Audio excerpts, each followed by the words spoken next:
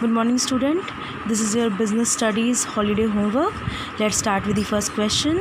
State, private and public enterprise. Class 11th about chapter 3rd, private, public and global enterprises. Your holiday homework is based on this chapter. I'll consider every topic, considering topic and giving the questions. So these topics are covering in this chapter. So first start with the first topic, public sector and private sector enterprise concept. Okay, let's discuss first that what is private and public sector enterprise. Private sector enterprise are those who are only controlled, governed, run by the private entrepreneurs. इसका मतलब है जब कोई एक आदमी या एक से ज़्यादा आदमी जो कि गवर्नमेंट से लिंक ना हो, जिनका यानी कि वो प्राइवेट हो, टोटली प्राइवेट हो। प्राइवेट यानी कि ऐसा जो कि खुद अपने आप से अपना बिजनेस चला रहा हो, तो उसे हम कंसिडर करते हैं प्राइवेट सेक्टर एंटरप्राइजेज़ में। अब पब्लिक सेक्टर एंटरप्राइजेज़ क्या होता है? पब्लिक सेक्टर वो होते हैं जिनका पूरा कंट्रोल, ओनरशिप, रनिंग पूरा किसके हाथ होती है? गवर्नमेंट के हाथ होती है। यही इसका बेसिक डिफरेंस है। प्राइवेट सेक्टर में अभी हमें लास्ट चैप्टर पढ़ा था, जैसे सोल ट्रेडर हो गए। सोल ट्रेडर यानी कि सोल मतलब होता है एक, तो सोल कोई एक इंसान अपना बिजनेस चला रहा हो। जैसे कि अगर हम बात करें, जैसे एक बाल काटने वाला होता है, वो एक ही होता है, अपना सलून चलाता है, अपना पार्लर चलाता है। जैसे कि हम किराने की शॉप या स्टेशनरी की शॉप पे जाते हैं, तो एक इंसान जो अपना बिज़नेस रन कर रहा हो उसे कहते हैं सोल ट्रेडर। उसके अलावा अगर आप देखें तो पार्टनरशिप भी आपने देखा है। लास्ट चैप्टर में हमने पार्टनरशिप के बारे में मैंने आपको नोट्स दिए थे, जिसमें था कि जब दो या दो से अधिक लोग किसी बिज़नेस को चलाने में सहयोग करते हैं तो उसे कहते हैं पार्टनरशिप। तो ऐसे ही प्राइवेट सेक्टर में बहुत सारे पॉइंट्स आते हैं, हम उसमें अभी बात करेंगे, इसके नेक्स्ट पेज पे वो है। अदरवाइज़ अब जब हम बात करते हैं पब्लिक सेक्टर की, तो पब्लिक सेक्टर यानी कि जो कि गवर्नमेंट के द्वारा चलता हो, ऐसी कोई भी संस्था जो गवर्नमेंट द्वारा चलती हो। जैसे कि हम एक बहुत बड़ा एग्जांपल लेते हैं जो आपके सामने भी है, दैट इज़ रेलवे। रेलवेज़ जो चलाया जाता है वो किसके द्वारा चलाया जाता है? पब्लिक सेक्टर के द्वारा, यानी कि गवर्नमेंट द्वारा। Now the next question, right the forms of public sector enterprise.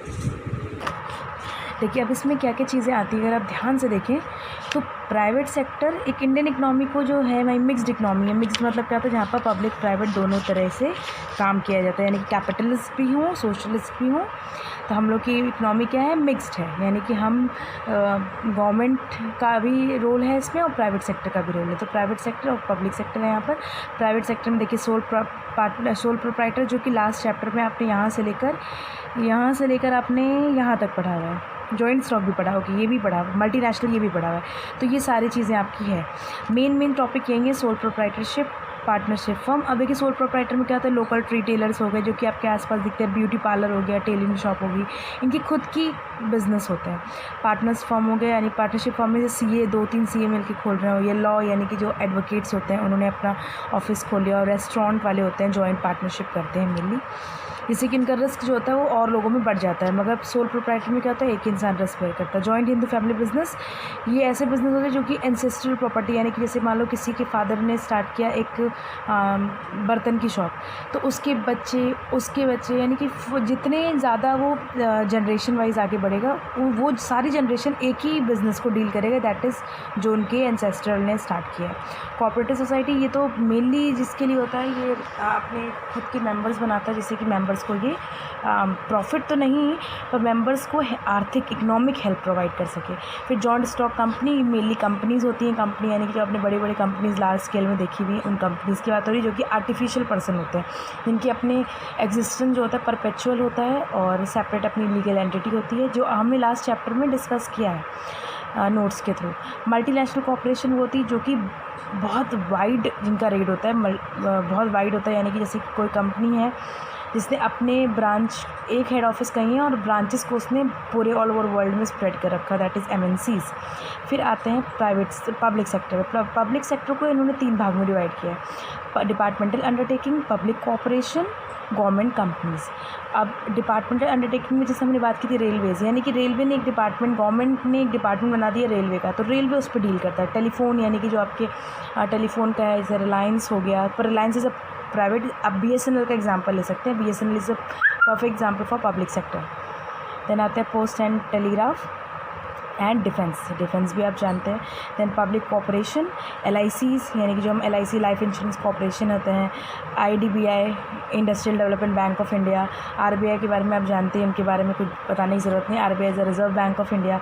और एयर इंडिया यानी कि जो हम फ्लाइट से, जो गवर्नमेंट की फ़्लाइट है, यानी कि वैसे तो आपके पास इंडिगो है, स्पाइस जेट है, ये सब क्या है, प्राइवेट है, मगर एयर इंडिया ऐसी है जो कि प्राइवेट सेक्टर में ही, जिन्होंने गवर्नमेंट ने अपने आप को इस्टेब्लिश किया है कि हमारी भी एक फ़्लाइट या हमारा ये अंडरटेकिंग रहेगा।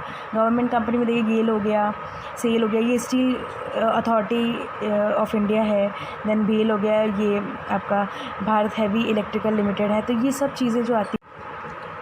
अब आते हैं फॉर्म्स। ये सेकंड टॉपिक है आपका, forms type of public sector enterprise, जिसमें departmental undertaking, public corporation, statutory corporation, government company है।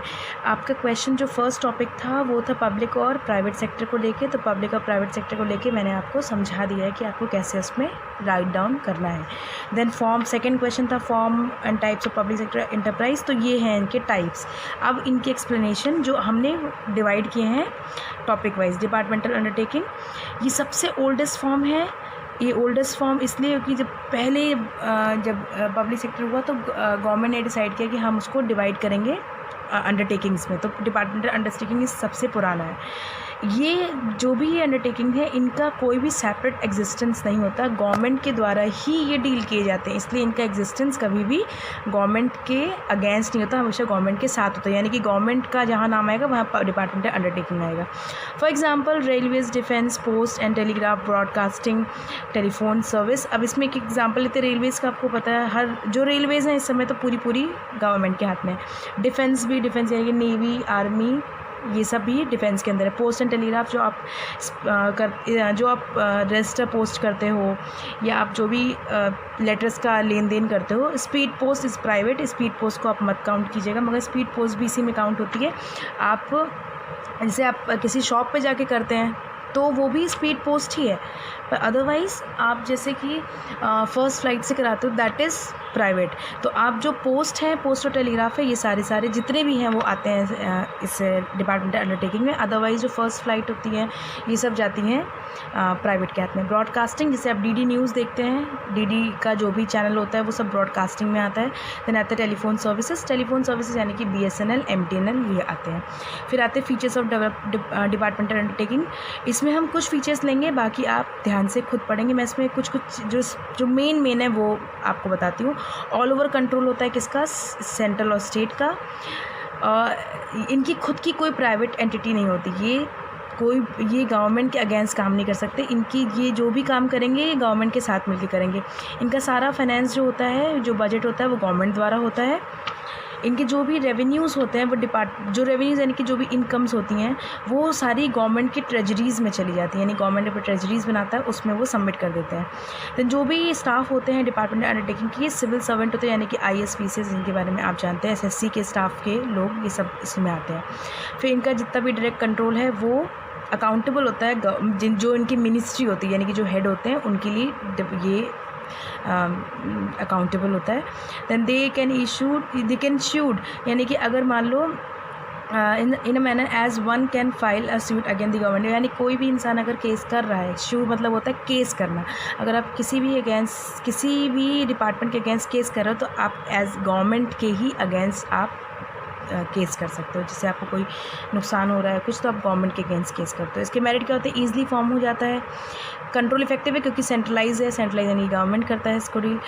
ऑप्टिमम फंड, यानी कि इन लोग के बजट्स बनते हैं, आप देखते हुए सालाना फाइनल बजट्स आते हैं, एनुअल बजट्स आते हैं, तो बजट के अकॉर्डिंग ही यूटिलाइजेशन ऑफ फंड करते हैं। अकाउंटेबल, आप जो भी अकाउंटेबिलिटी यानी कि जवाबदेही किसे करते हैं, गवर्नमेंट को करते हैं।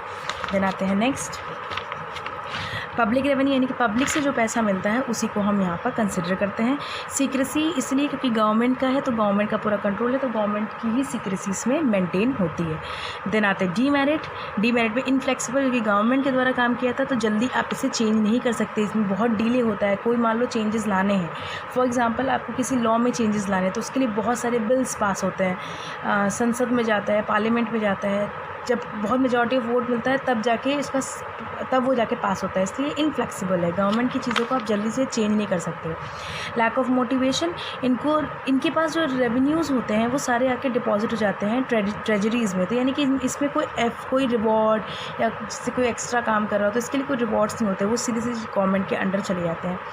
लैक ऑफ फाइनेंशियल ऑटोनॉमी, यहाँ पर बता रहे हैं कि लॉन्ग टर्म इन्वेस्टमेंट के बेस पे होता है, यानी कि आपको कहीं पर भी आप कुछ पैसा खर्च कर रहे हो तो आपको तुरंत इसका रिस्पांस नहीं मिलेगा, ये लॉन्ग टर्म बेसिस पे होता है। फिर आते हैं इनएफिशिएंट मैनेजमेंट यानी कि गवर्नमेंट अंडरटेकिंग में सबसे एक जो गलत चीज़ होती है वो होता है over burden of paper work. आपको इतनी सारी फॉर्मेलिटीज़ को फेस करना पड़ता है कि आपके जो भी अभी क्वेश्चंस हैं उनके आंसर आपको जल्दी नहीं मिलते। ओवर बर्डन ऑफ पेपर यानी कि इतनी ज़्यादा फॉर्मेलिटीज़ हैं कि आप उस फॉर्मेलिटी से बचने के चक्कर में प्राइवेट की तरफ मूव करने लग जाते हो। रेड टेप्स एंड ब्यूरोक्रेसी, यहाँ पर ही रेड टेप्स यानी कि आपने नोटिस किया होगा कि इतनी ज़्यादा फॉर्मेलिटी और पेपर वर्क होते हैं तो यहाँ पर काम में डिले होता है।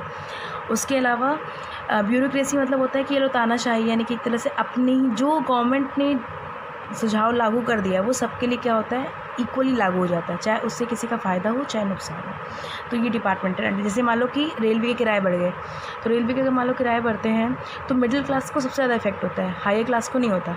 तो यहाँ पर यही है कि ब्यूरोक्रेसी, अगर मान लो जब आप जानते हो कि इंडिया में इतने सारे तरह के लोग हैं तो उनके अकॉर्डिंग आपको डिसीज़न लेने चाहिए, पर ऐसा हो नहीं पाता क्योंकि सबके अकॉर्डिंग कैसे चेंजेस ला सकता है। Next question, explain statutory corporation features, merit and demerit. यहाँ पर है the government board of public corporation में इंडल्ज इन अनफेयर प्रैक्टिसेस। ये अगर अनफेयर प्रैक्टिसेस में आते हैं तो यहाँ पर इनको हाई प्राइस इम्पोज करना पड़ता है। जैसे कि फॉर एग्जांपल अगर किसी बैंक में किसी ने गलत काम किया तो वो उसके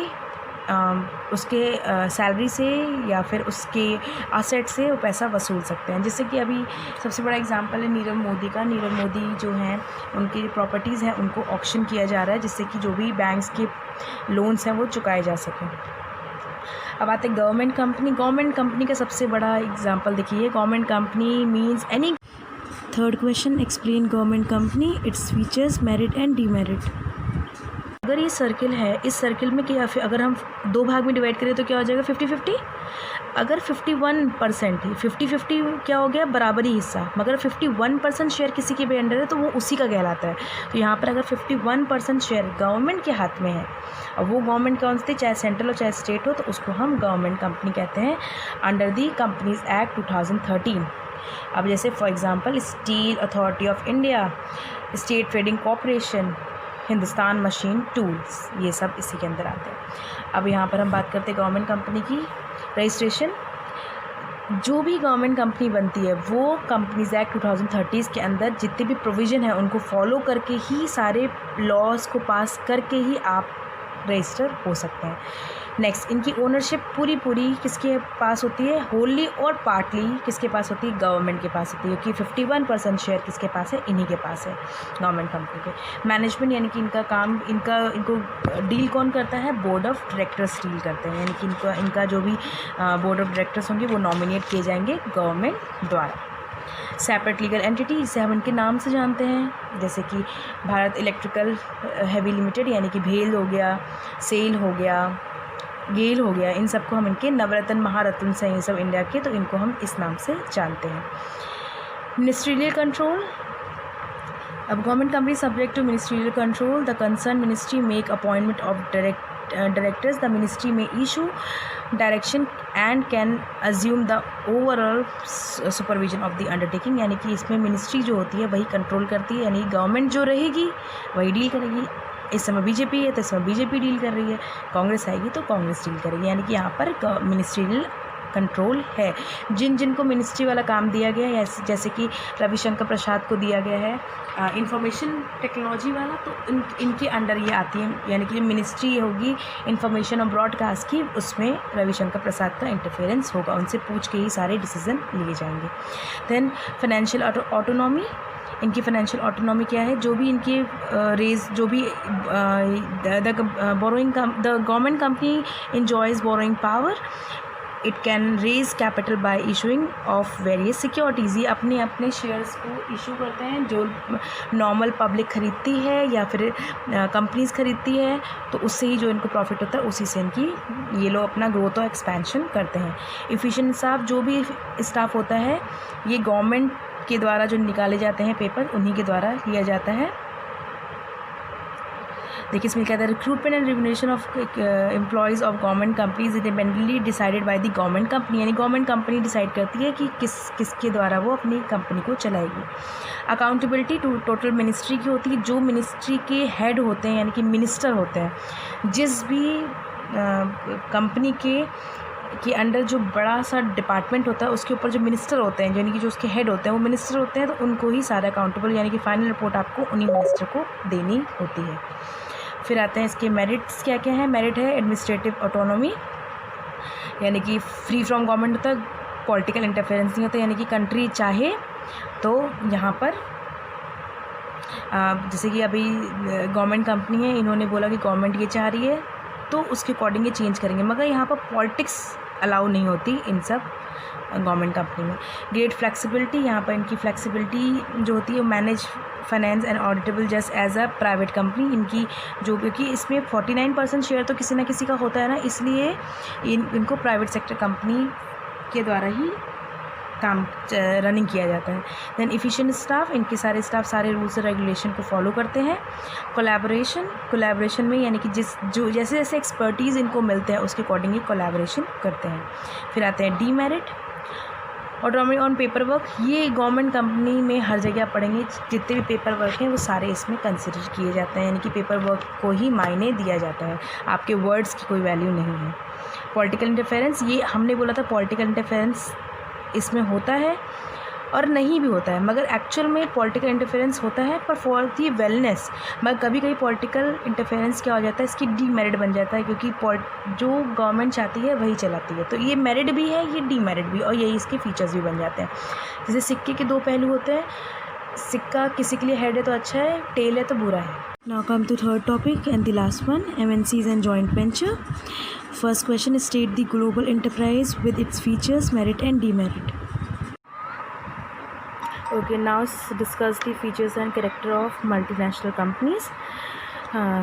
Giant size, huge capital resource. Giant size यानी कि giant size मतलब होता है कि जितना ज़्यादा बड़ा हो, यानी कि बड़े पैमाने पे बिजनेस का होना। एंड ह्यूज कैपिटल रिसोर्सेज, यानी कि इनकी कैपिटल, जब कोई बिज़नेस बड़ा होता है लार्ज स्केल पे होता है तो उनकी कैपिटल ऑटोमेटिकली ज़्यादा होती है। सेंट्रलाइज कंट्रोल, इनका जो कंट्रोल होता है वो उनके होम कंट्री से होता है, यानी कि जहाँ इनका मेन हेडक्वार्टर होता है वहाँ से इनका कंट्रोल होता है, चाहे वो दुनिया के किसी भी कंट्री में इनके ब्रांचेस हों। एडवांस टेक्नोलॉजी, MNCs का जो मेन फैक्टर होता है वो एडवांस टेक्नोलॉजी होता है, जैसे कि मोबाइल कंपनी है, जितनी लेटेस्ट टेक्नोलॉजी होती है वो ऑप्ट करते हैं। एक्सपेंशन ऑफ मार्केट टेरिटरी, इनका काम ही होता है जितना हो सके मार्केट को ऑक्यूपाई करना, यानी कि अपना धीरे धीरे मार्केट को अच्छे से जनरेट कर देना। देन आते हैं ओलिगोपोलिस्टिक पावर, यानी ओलिगोपोलिस्टिक आपने सुना होगा इकोनॉमिक्स में, या फिर इकोनॉमिक्स में आपको आगे पढ़ने को भी मिलेगा। ओलिगोपोली मीन्स होता है कि power in the hand of few companies only, यानी कि जैसे कि मान लो मैंने डिसाइड किया है कि मेरी कंपनी है, वो मेरा बिज़नेस स्टैब्लिश करके, और मैं इस कंपनी का एक्सपेंशन इस तरह से करूँ कि सिर्फ 4-5 कंपनी को ही इनका काम दूँ, तो वो 4-5 कंपनी क्या होंगी मेरे लिए फ्यू कंपनीज, तो इसे कहते हैं ओलिगोपोली। जैसे कि यहाँ पर देखिए दिया हुआ है, Hindustan Lever Limited acquires Tata Oil Mills, यानी कि इनका जो हिंदुस्तान लीवर का काम है वो टाटा ऑयल मिल्स कर रही है। Pond's India etcetera to improve its market, यानी इन लोगों को उन्होंने काम दे दिया जैसे कि हमारा काम एक्सपैंड हो सके एज अ मल्टीनेशनल्स। देन आते हैं प्रोडक्ट इनोवेशन का काम एक और होता है कि जितना हो सके प्रोडक्ट को इनोवेट करते हैं, क्रिएटिव करते हैं, जिससे कि लोग अट्रैक्ट हो इनके प्रोडक्ट की तरफ। मार्केटिंग स्ट्रैटेजी इनकी बहुत अच्छी होती है, इसलिए होती है क्योंकि ये ह्यूज अमाउंट ऑफ मार्केटिंग पे अमाउंट, जैसे कि आपने देखा एडवर्टाइजमेंट एडवर्टाइजमेंट देखा होगा आपने, किसी भी प्रोडक्ट को अगर आपको एडवर्टाइज़ करना है तो उसके लिए ह्यूज अमाउंट ऑफ मार्केटिंग की ज़रूरत पड़ती है। आपने होर्डिंग्स भी देखी होगी, टीवी पे एडवर्टाइजमेंट देखा होगा, रेडियो पे भी सुना होगा उनके बारे में, तो ये मार्केटिंग स्ट्रैटेजीज़ में काउंट होते हैं। देन फॉरेन कोलैबोरेशन, कुछ कंपनीज रहती हैं जो कि फॉरेन कोलैबोरेशन भी करती हैं। तो ये फॉरेन कोलैबोरेशन यानी मतलब कि हमें अपनी कंट्री का कोई सामान बाहर भेजना है तो हमको फॉरेन की कंट्री से अपने आप को मर्ज करना होगा, that is called foreign collaboration. Next question, explain joint venture with its type of joint venture and with its benefit. Topic is joint venture. Joint venture यानी कि व्हेन टू और मोर firm join together to establish a new enterprise, then it is known as joint venture. For example, सबसे बड़ा example आपके पास hero Honda का था। पहले ही कंपनी आप हीरो होंडा नाम से जानते थे, पर Hero is different company and Honda is different. They merge together and they make a joint venture, that is Hero Honda. Now they are separated. ऐसे ही इसमें देखिए एग्जाम्पल भी दिया हुआ है। ये देखिए, Tata Iron and Steel Corporation join hand with IP coal, a government enterprise to promote IPI Tata Small Iron Limited. तो इन्होंने ये मर्जर एक एग्जाम्पल के तौर पे दिया हुआ है। यहाँ पर मारुति सुजुकी, जिसके बारे में आप जानते हैं, देखिए यहाँ पर दिखाई Yamaha Tata Yamaha motor company limited of Japan join together to form Birla Yamaha limited.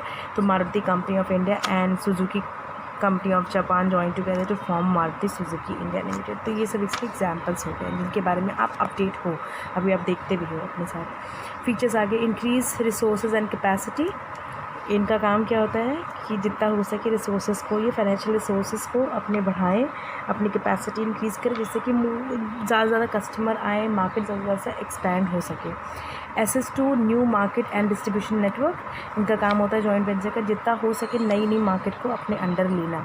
यानी कि अगर आपको दिख रहा है वहाँ पर आपकी मार्केटिंग स्ट्रैटेजी नहीं चल रही है, तो वहाँ पर आपको किस तरह से मार्केट को डिस्ट्रीब्यूशन चैनल के थ्रू अपने अंदर कोप अप करना है।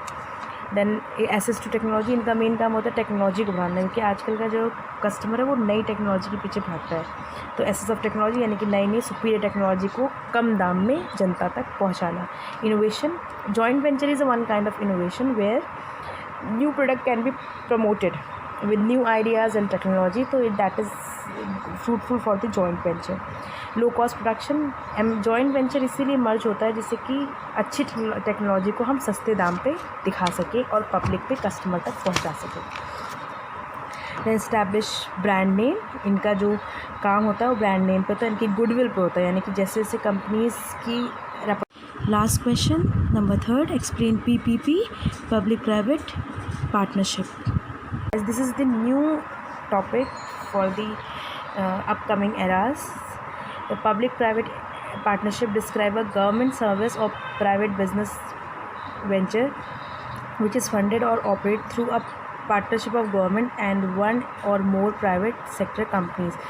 अब यहाँ पर देखिए एग्जाम्पल्स, स्कीम इसमें दी है P3, PPP और P3 के नाम से जानते हैं। For example, a hospital building finance and constructed by the private developer and then leased to hospital authority. The private company act as a landlord and provide housekeeping service and other non-medical services, whereas hospital service are provided by the hospital authority, that is government.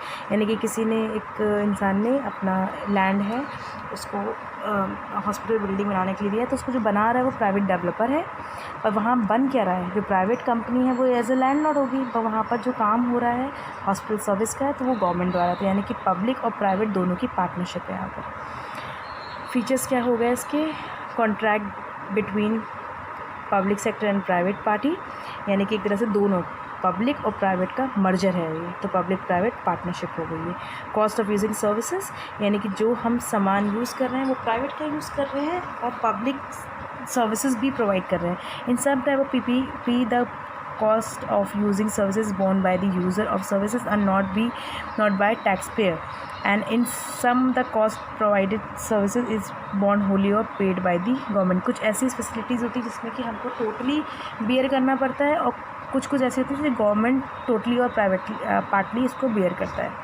Provision of capital subsidies, ऐसी buildings पे ऐसी hospitality आती है government services की, तो यहाँ पर subsidies provide की जाती हैं जो लोग अंडर काम करते हैं, यानी कि जो लोग इस पीपीपी को यूज़ करते हैं तो उनको कुछ ना कुछ सब्सिडीज़ दी जाती है।